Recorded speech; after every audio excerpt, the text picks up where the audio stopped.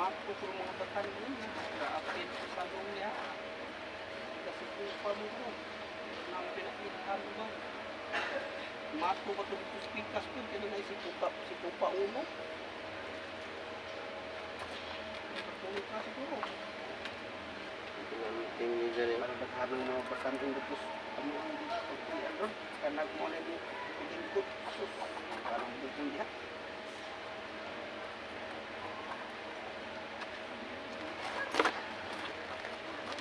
Ubang tapat na upan ng batang kupol. Ano na kadagpuro ka. Kadaghan ko rin. Kadaghan rin, kadaghan rin, kadaghan rin. Ang paklong na ito, magkigil nanay mo kung kigil. kaya nga.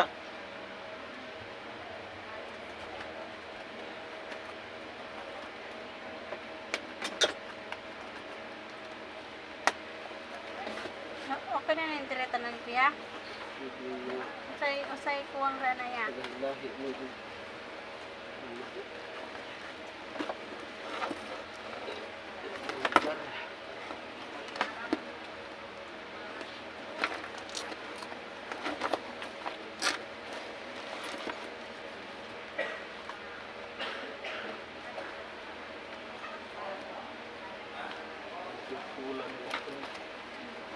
Ay, kagani. Sinundag sa mga kitap. Sinundag nyo.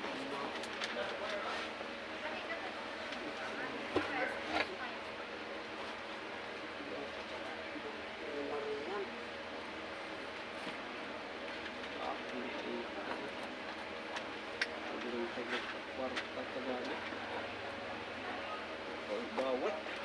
Lipstick. Lipstick. Lipstick ni ko nang Nagbono ni mga to Manila. ha? Bono ni Manila. Grabe ha. Tutulog si Mana. Tutulog Mana, tulog sa adlaw. Tamo ko sa Chris. Kani ko dali ha. Tara, ana.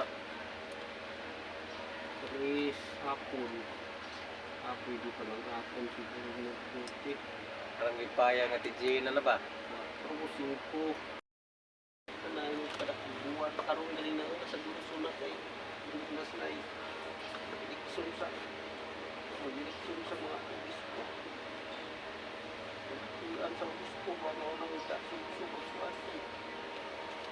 Kinahanglan magka kondisyon una tanan sa man mag-eleksyon General Assembly. Puli o obispo maksimo. Ano yung pinagkatidak sa tanang obispo.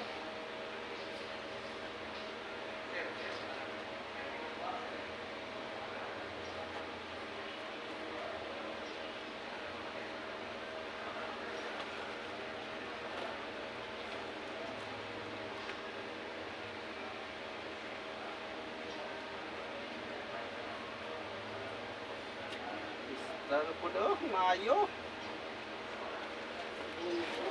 Dako. Hindi naman siguro ni Gamog sing-sing dito yun, no? Mga gao ni ilang kuhan. Ano lang ito na? Oo. Sabi kayo upan niya na, kuhara. Nayuban niya na, kaya nabantayan niya, gikuha din, nagipulihan na katundang bachingko. Kaya namay bachingko ngayon na tununa. Yan niya.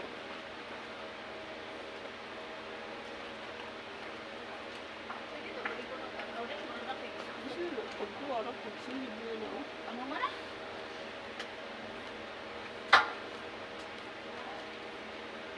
Pag kung 1,000 doon yung $1 arang sulupin sa tumoy lang. Pilo lang kapon yun. Pipilion ko, no? Napilo lagi itong isa ka. Ang lalim mo na nga. Anan? Plastar guys yung kita ka. Kabukan.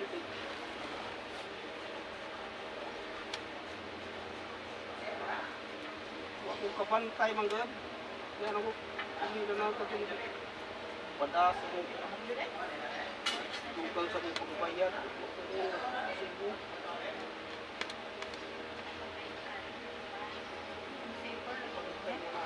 Ani gihapon? May pustik ka dito. Dawat na ito.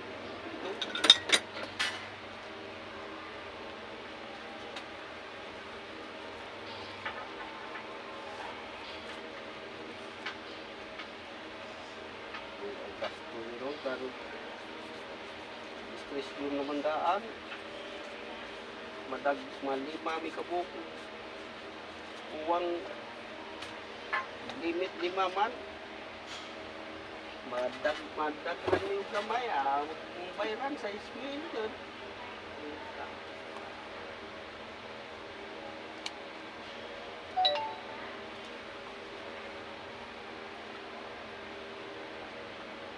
Uy, naman naman kaon. Hindi naman ako pinabay kong kinanaan. Baag din si shopper din ng artistaha oh. Kuan mi ko bakit ang muli ka ginununan des buol na. Yang anak kuan, yang anak. Katuloy pag kung gihiling niya na yung mga artista na. Sapuan man siguro na artista katuloy. Kanta? Yang resibin ba? Hindi kanta-kanta mo yun. Siguro mo? Anak. Ulit sa susunod. Anak mo na. Katuloy na yung mudin-mudin di ay ito. Muna dyan na artista. Mo din dikit ano siya dito din dikit ano na mag-atang anang kuan. Atang kanan.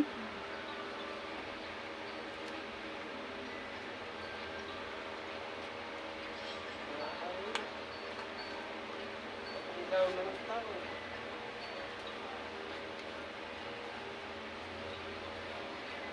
Ilaw na ng mga artista.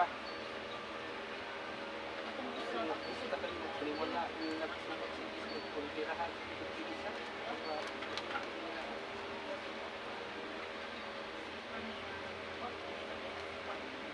Gusto siya kung murin.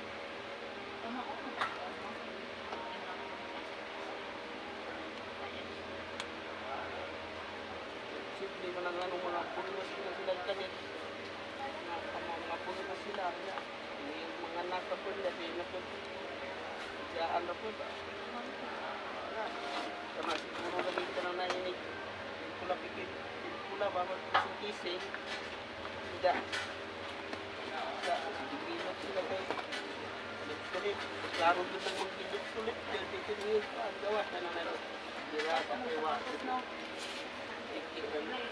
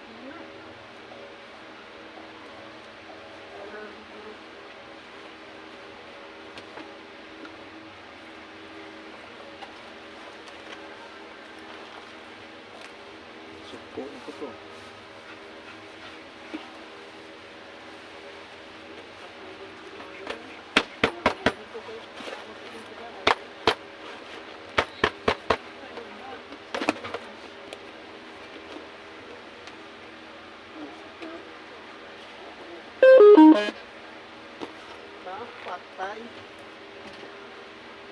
Oh, Marian. Sabi ni Marian. Asa to isa ka buok yan na blue?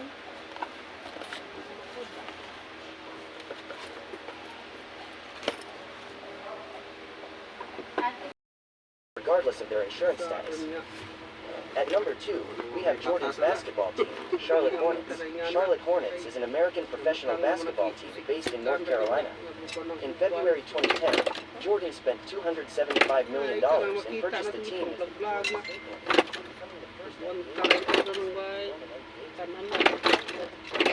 NBA's popularity only increased. Franchise is now worth $1.77 billion, which means that he can make a tremendous profit if he decides to sell the team. At number 1, we have Michael Jordan's Chicago mansion. Michael Jordan's Highland Park mansion, valued at $60 million, is a sprawling estate spanning 7 acres with a whopping 56,000 square feet of living space. It boasts 9 bedrooms, 5 full and 4 half bathrooms, and a basketball court. The property also includes a full-fledged golf course, a tennis court, a pool, several lounges, media rooms, and spa rooms, and even the main gate bears his signature number 23. Despite its luxurious amenities, Jordan has been trying to sell the mansion for the past 10 years, but remains unsold. Smash the like button and subscribe to the channel. See you in the next Kanang video. 5 ka kilo, murag daghan ka rin minawuna ni mo. Isa, 2 araw ka tagaragan. Tita Steve, help us out on Inom ko do, katong kwintahon. other funding. Kana namang isa kalungnik, namutang na nagduha ka kilo bukas. These are the top 10 Nagkagagi stupidly pa din expensive ka things kilo Michael ng Jordan bukas. owns. Inom. And for number 10, what if I told you Jordan has a stupidly expensive addiction that's costing him hundreds of thousands of dollars? See, there's one thing Jordan loves a little too much: cigars. In fact, during a 2017 interview with Cigar Aficionado, Jordan admitted that by 1993, smoking cigars had become a pre-game ritual, and after retiring from the NBA, the man took his addiction to a whole new level, because these days, he ain't just smoking 1 or 2 cigars a day. I smoke 6 cigars a day. And No, nasagaran ko dito, buklo. Mga uban, mga anak, mga iyaw ng mga anak. Mga yan ang sagaran, hindi ka tiguang na lang nasa bukid. Nagsaray anak mo. Kanang katiman, kanang na mo itong anak ko, hindi nagmasakit na tulad sa inap. Pundas kami muna. Dito kami pagaduan kang tuwan kay Watay Sultan. Di kamuhatag kay. Inam ko ka lang. Karoon sa lida ka, ragda ka. Nabuang ka na nama.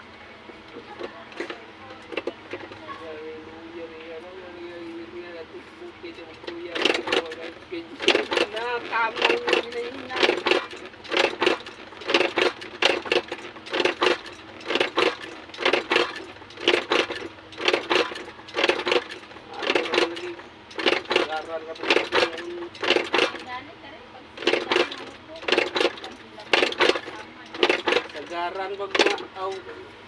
Sagaran ra pag ito nainganing nating kuan. May gayon yung sira ka. Ito mo daw kay wala. Ang mga bubutan tayo. From a 10-figure net worth to making more than $100 grand every day, these are the richest NBA players in 2023. So guys, stay tuned, because things are going to get crazy rich. And we'll start off with the Greek Freak, because our guy straight away made it to the top 10 highest paid athletes in 2022. With a net worth of over $110 million, that's crazy rich. And my man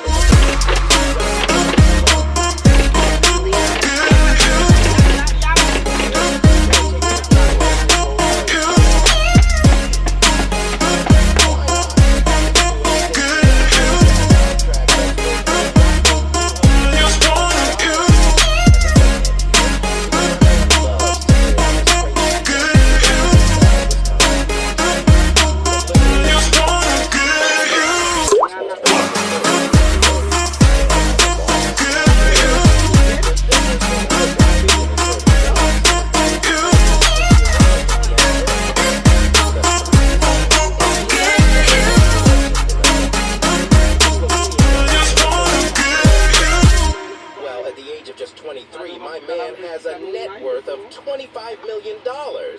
Jeez, man. And it raises a question. When you're so young, what do you do with such money? Well, Luka enjoys his luxury lifestyle. When he's not playing, you'll see him rocking the streets of Dallas in his Mansory-tuned Lamborghini Urus, which costs a fortune. And on the other days, when Maverick's star is in the need for speed, you'll see him cruising in his Porsche 911S. My man definitely has a taste for expensive things, and his $2.7 million stupendous mansion says it all. When I was 23, I was living on my pocket money. But yeah, this man, he deserves this because he is a superstar. Guys, I am not jealous, but I must accept that when you got a $200 million contract backing you up, you can buy the world. But don't be too excited already, because our next guy spends his money in style. When you're a 2 times NBA MVP and the mainstay of your team, what perks do you get? Well, my man Nikola Jokic gets lots of perks on top, of which is his lucrative salary of $33 million per year. But Joker is not a guy who keeps his money safe in the bank. He rather loves to spend big.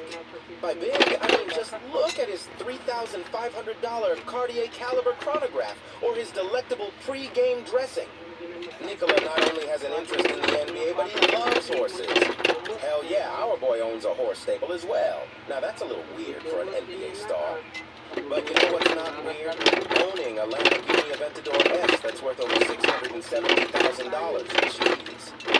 And Nikola maybe has a thing for supercars because, among his modest collection, he owns a Mercedes B63, a Lamborghini Huracan, and a Porsche Panamera.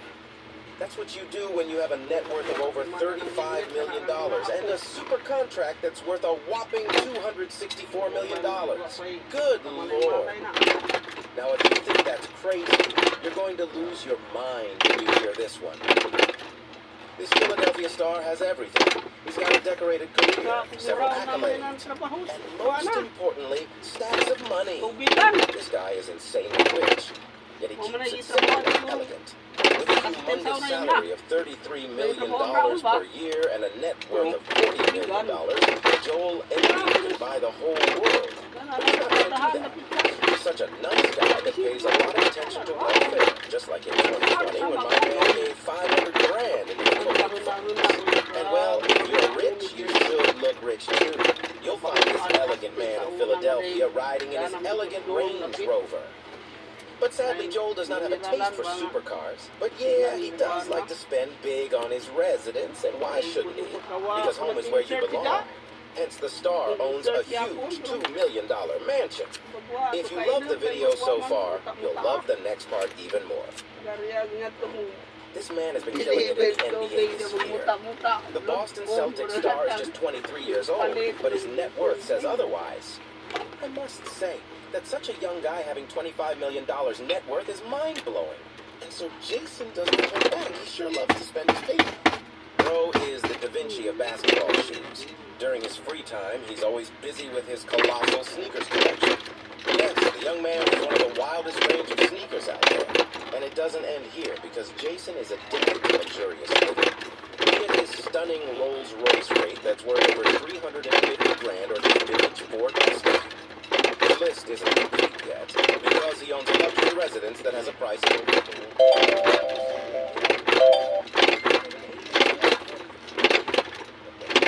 things are going to get to a whole new level. And first of all, we've got KD. The man, the myth, the legend. He's a money machine, a poster child of how to make dollars at the NBA. Because in 2022 alone, KD made crazy sums of money. Yeah, he was making $7 million per month. Damn. And that's not all. With a net worth of over $200 million, KD is already one of the richest stars in the NBA, and my man definitely knows how to spend his millions. KD has a lavish lifestyle. From exotic cars to big mansions, my man has everything. His car collection is spectacular, with a gross value of $4 million. Bro even got a custom Chevrolet Camaro that matches his shoes. Like, seriously? It's just the start. KD has his own mini garage. This man is obsessed with his cars because he's even got a limited edition 1966 classic Ford GT40. The price price will blow your mind. It costs a whopping $2.5 million. God damn. He's got no chill because he lives in a $16 million mansion. Is KD a billionaire already? Because his lifestyle says so. And now let's transition from top-notch stuff to the next level. The baby-faced assassin. Do you know how much money he makes per day? Well, wait till you hear this. When you become the all-time leading three-point scorer in the league's history, there are perks associated with it. And by perks, I mean unreal sums of money. The legend makes more than 100 grand every day. And why not? You gotta let him know that you're the best in the business. And Steph doesn't like to save money. He spends it like there's no tomorrow. He lives like a king. He owns a mansion that's worth over $31 million. Now that's jaw-dropping, isn't it? Apart from this, my man is a family guy, so whenever he's in the mood to chill on the beach, he'll hop on his Mercedes G-Wagon and go for a joyride. But on other days, when he wants some adrenaline rush, you'll find him in his Porsche. Well, now we gotta address the elephant in the room. Because let's face it, LeBron James is entering his 20th year in the NBA, and he has been crazy good throughout his career. He always played like a king, and whenever he has stepped up his game, he has dominated the way he is dominating the